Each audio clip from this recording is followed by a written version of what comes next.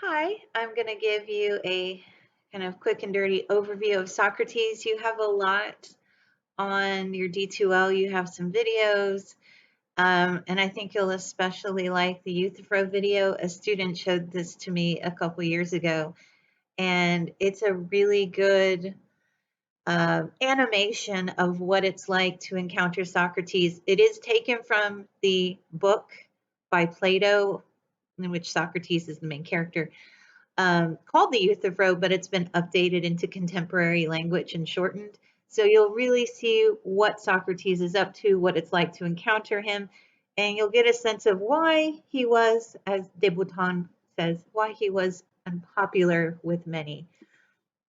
Okay, a little bit about Socrates. So born around 470, 469 BC, and we do know he definitely died in 399 BC because, spoiler alert, he will be executed by the Athenian state after a trial. So what I do want to say sometimes, and I guess because maybe we live in this culture of self-interest and fame and power, you get this idea that what Socrates is up to is just trying to make a name for himself. Like he just wants to get in people's faces, like he's on reality TV or something. That's that's not what's going on.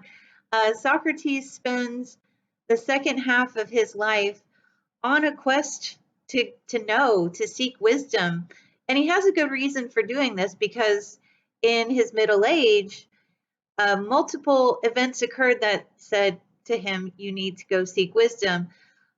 He had what he calls this divine sign, something spoke inside of him telling him to seek wisdom.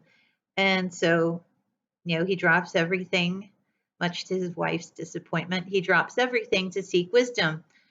And he has a good strategy for it. He thinks at first, when something inside you tells you to seek wisdom, what you would think is the reasonable thing to do is go talk to people who claim to have it. And he finds this very unsatisfactory. As you'll see in the Euthyphro, he meets this young man, Euthyphro, who claims to know a lot about the gods and what the gods want. And he says, well, Euthyphro, you really seem to know something. Drop that wisdom on me. And all Socrates has to do is ask a few questions to realize that, well, Euthyphro doesn't know what he thinks he knows.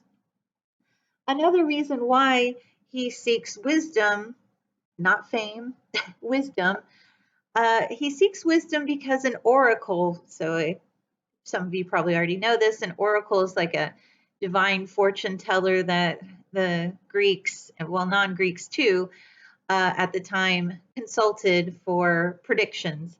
And an oracle told Socrates' friend that there is no one wiser than Socrates. And he's kind of confused. He's like, well, I thought my job was to seek wisdom, but the gods are also telling my friend about me that there's no one wiser than me. So he's trying to figure out this riddle.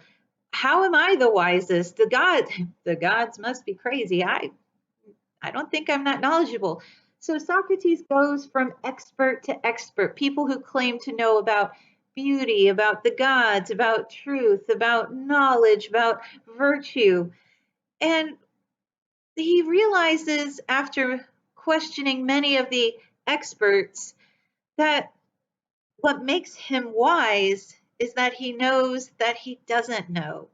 And the problem that a lot of the experts has is they think they know too much when really they don't stop to question their knowledge. Now, that is to say, don't get this idea in your head that you're like, oh, well, I'm like Socrates.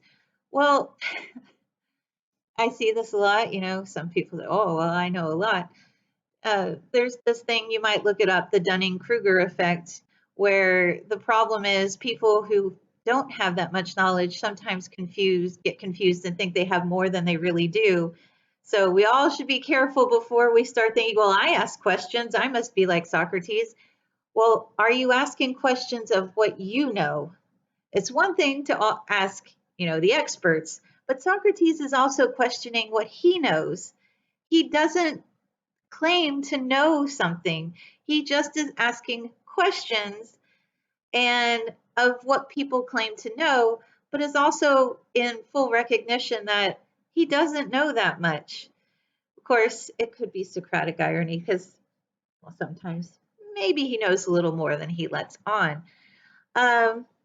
So this doesn't win him any brownie points in society. Quite the opposite, for students who keep thinking he's doing this because he's self-interested and wants to be famous or infamous. Well, he has a weird way of doing it because, well, he gets charged with two charges with some politicians, local wealthy politicians, charge him with corrupting the youth and turning them away from the gods. So he's taken to court after 20 odd years of wandering the streets of Athens, talking to people and kind of annoying them and pissing them off, because nobody likes to be shown they don't know what they think they know. Our egos are very fragile, I mean mine included.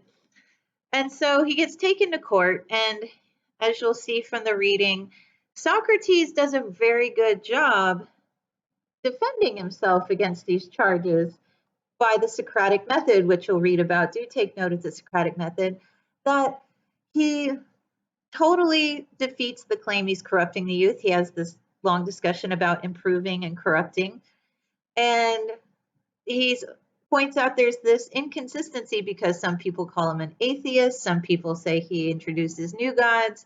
He's like, well, how am I an atheist, but also I believe in God? So this charge is ridiculous because people charge me with both in this case, but I can't believe in A and not A at the same time. I can't be an atheist and a believer at the same time. This charge is ridiculous. But in the Apology, which is his Plato writes down Socrates' defense in court, what Socrates is doing in this work is defending seeking wisdom, defending doing philosophy, even if it makes you unpopular. So he's like, look, trying to find wisdom, trying to seek genuine, real knowledge is hard. It's difficult. It sometimes isolates you. It sometimes makes you very unpopular, but it's good for your soul when you do it correctly, when you use reason, when you use what's now called the Socratic Method. So it's not just I have different beliefs and that I'm unpopular. It's I'm asking rational, reasonable, methodical questions.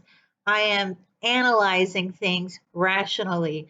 I'm not just believing contradictions to be different. I am questioning why people believe what they believe, and more importantly, why I believe what I believe. So that is the proper role of the good life. And that's the famous quote, the unexamined life is not worth living. He is ready to give his life, to live that life worth living. He's like, look, I've lived a long time. Seeking wisdom was worth it, even though I will be found guilty by a very small margin. So pay attention to when de Botton talks about Socrates in court and how that works out. Okay. So sorry to harp on this, I just hear it so much. Socrates doesn't write anything. So when people say, oh, he's just in it because he wants to be famous, well, it's a pretty shitty way to try to achieve, fame after your death. He didn't write anything. Plato writes things down. Plato is, the joke is it's the biggest fan fiction ever of Socrates. Plato writes it down. He is so enamored with Socrates and what Socrates is doing that he writes it down, and well, eventually it really becomes like Plato's thoughts, not Socrates. But the Apology and what you're reading about in de Botton, that is very much in line with what we know about Socrates. So some of the most influential thinkers in the history of the world, religious and philosophy-wise, they did write, but what we take from them is not necessarily what they wrote. So, people like Jesus, I'm sure he wrote, but what we know of him is written by disciples and people who came later. Confucius, he definitely wrote. He was very scholarly, but what he's famous for, the Analects, or writings done by his students, his followers, Buddha as well, his lectures, his talks. I mean, he was clearly literate, but what we follow is a lot of his teachings taken from his followers who wrote it down. Muhammad was definitely literate. He was a businessman.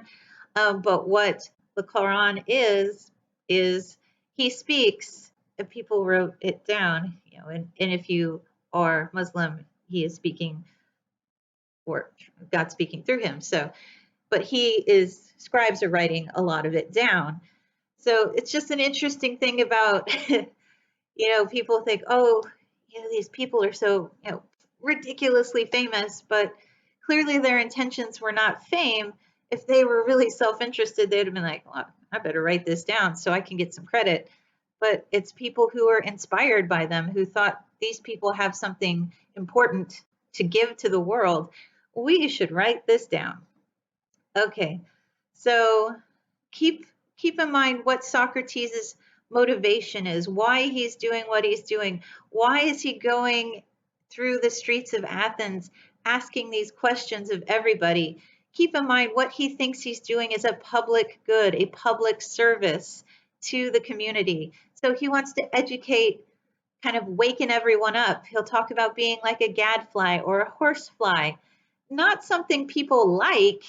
It's not like we're like, yay, mosquitoes in Houston, or yay, horseflies. If you've ever been stung by those are, give me a mosquito any day. Nobody likes these things, but what they're doing is waking you up. They're making you pay attention. They're like an alarm clock. Nobody likes their alarm clock, but we appreciate what they do. They wake us up when we need to get woken up. Probably a lot of you don't necessarily like going to class. I mean, if you're like me, you do. Awesome. I mean, that's why I'm here, because I've always liked most of school, most of it. But we like what it can give us in the end. So you're going to leave better educated as a citizen, and that is good. So yeah, there's a lot of things we want to do and we want to know, but sometimes getting there can be not so fun. So people like Socrates are there to kind of poke us, to kind of wake us up. All right. So keep in mind too that real knowledge for Socrates is knowing that you don't know. Okay, so I don't want this video to be too long. I want it to be under 15 minutes, and I'll blather on. So read cautiously, read carefully in the De Botton book. Do watch the videos on D2L. They're more fun than any video that I can make with my limited video editing skills. So keep in mind when reading the Socrates chapter, how he's trying to achieve wisdom. He's not asserting anything by force, coercion. He's not just walking around like an egomaniac to piss people off. He has a method, which we call the Socratic Method. Pay attention to that. It is a tool to examine your own beliefs, because often we're kind of stuck in our own head and we think our opinions and beliefs are kind of infallible. But Socrates is here to say, look, here's how you question not just the beliefs of others, but most importantly, your own beliefs. So that is the big takeaway I want you to take away from De Botton. So happy reading, and if you have questions, let me know. Bye-bye.